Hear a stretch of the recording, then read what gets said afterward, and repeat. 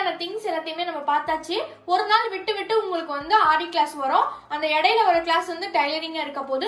ஒரு நாள் வந்து ஆரி கிளாஸ், ஒரு நாள் டைலரிங் கிளாஸ், ஒரு நாள் ஆரி கிளாஸ், இப்படிதான் வந்து கிளாஸஸ் வரப்போகுது. இது ரெண்டுத்துக்குமே வந்து நம்ம சர்டிபிகேட் கொடுக்க போறோம். ஸோ நோட்ஸ் எப்படி எடுக்கணும் நிறைய பேர் கேட்டுட்டு இருந்தீங்க.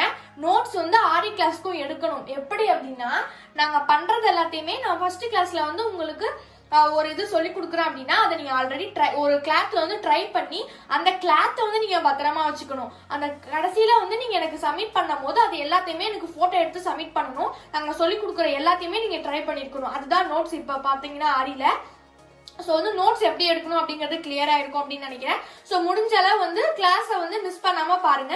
கண்டிப்பா வந்து ஆரி சூப்பரா பட கத்துக்கலாம்.